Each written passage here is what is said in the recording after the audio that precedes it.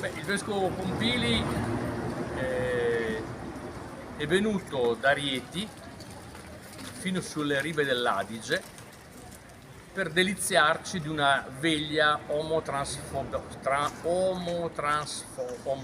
no? Vabbè, insomma, contro, diciamo così, quelli che giustamente hanno riserve, e non solo riserve, sul peccato contro natura. Quindi abbiamo questa meraviglia di prodotto conciliare, cioè Pompili, il quale, anziché fare la veglia per la conversione dei sodomiti, e anziché quindi domandare a Dio la grazia che costoro non pecchino più contro natura, fa invece una veglia contro quelli i quali avversano il peccato impuro contro natura. È una cosa che nella storia della Chiesa non si è mai vista, cioè che addirittura si preghi per il peccato e non per la grazia di Dio. Si prega contro quelli i quali osteggiano il peccato e si prega invece a favore di quelli che lo promuovono. È una cosa pazzesca. Dice un famoso motto latino: quos Deus perdere vult, dementat prius. Coloro che Dio vuole perdere, prima li acceca. Questo è esattamente il caso di Domenico Pompili e il caso del falso clero conciliare. Noi non sappiamo se già in questo momento, o tra 5 minuti, o fra 2 anni, questo arriverà, ma sappiamo che inesorabilmente arriverà. E questo castigo se lo porterà dietro lui e tutti quei vili, anche del clero, che non hanno avuto il coraggio di dire niente. Quei vili, quando leggeranno questo volantino, se lo passeranno e se lo faxeranno gli uni con gli altri, li conosco i preti come sono, no? E diranno: i goro son, lo diranno alla veronese, no? Hanno ragione questi qua, ma intanto stanno acquattati a prendersi il loro stipendio senza fare nulla. Anche di questi bisognerà dare conto a Dio.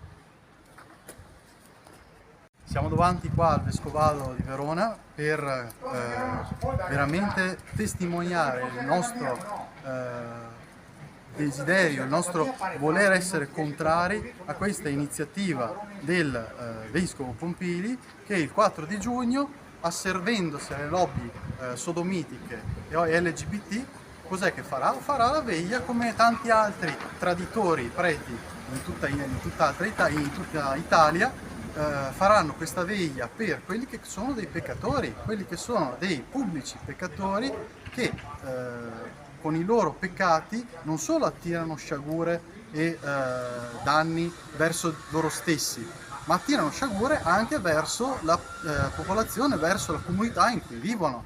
Guardiamo adesso un attimo la situazione in cui ci troviamo. Una società classico-cristiana, quella che noi viviamo, la nostra civiltà dei centri storici, delle chiese, delle basiliche, dei monasteri, totalmente abbandonata nel totale degrado, dove vediamo i conventi, i monasteri, i seminari svuotarsi.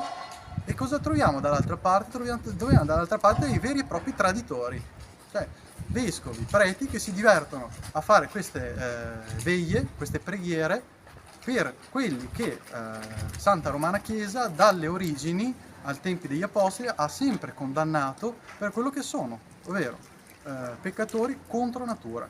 Noi come veronesi ci opponiamo davanti a questa vergognosa iniziativa.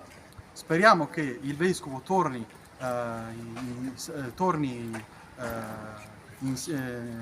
nella sua a pensieri più normali e che si occupi davvero della comunità veronese, che si occupi del bene della nostra civiltà, che ogni giorno viene picconata dai nostri nemici, che si divertono, allegramente si mettono a ridere davanti a questi traditori che li fanno da perfetti servetti. Una copertura da parte della Chiesa è assolutamente intollerabile. Questo dovevo dire, non voglio aggiungere di più perché poi monta la rabbia e la rabbia mi porta a dire cose che non vorrei dire, quindi direi che è sufficiente quello che ho espresso. Grazie e buona giornata. Di fronte a una cosa del genere non potevamo tacere, non possiamo tacere, di fronte a un vescovo che partecipa a una cosiddetta veglia contro l'omotransfobia, una veglia ideologica, una veglia blasfema, qualcosa che va contro la vera fede, che va contro la dottrina sociale della Chiesa, che va contro i testi sacri della Chiesa, che dicono ben altro, che dicono chiaramente quali sono i peccati, dicono chiaramente quelli che sono i peccati più gravi e che andrebbero contrastati, combattuti, denunciati, non sponsorizzati, non sostenuti, non incentivati. Purtroppo invece siamo di fronte addirittura a questo, e questo ovviamente non ci stupisce del fatto che le chiese si svuotano, che ci sono sempre meno vocazioni, che adesso si inventano pure di chiamare le sacerdotesse e quindi le donne prete, tutte cose del genere. Una chiesa o una parte della chiesa che va verso chiaramente il protestantesimo, come non avessimo già un protestantesimo che ha fatto danni.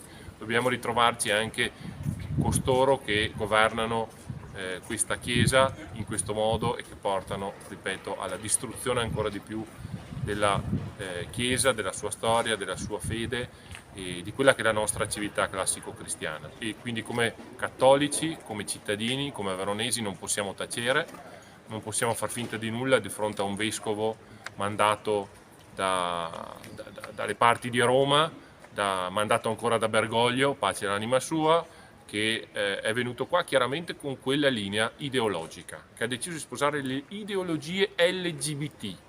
Questo non lo possiamo accettare, è una vergogna, uno scandalo ed è un insulto a coloro che hanno sempre combattuto invece proprio contro queste ideologie, contro tutto quello che vanno a inseguire gli LGBT, come non ne avessimo già abbastanza con un'amministrazione che il 27 giugno farà l'ennesimo Pride, l'ennesima sfilata con sappiamo quali immagini indecorose per la nostra città. Evidentemente questa non solo è una linea religiosa ma politica, ideologica di questo vescovado che noi denunciamo e contrasteremo in tutti i modi che ci permette la legge, ma ci permette anche la morale e i doveri di buoni cattolici, buoni cristiani e buoni cittadini veronesi.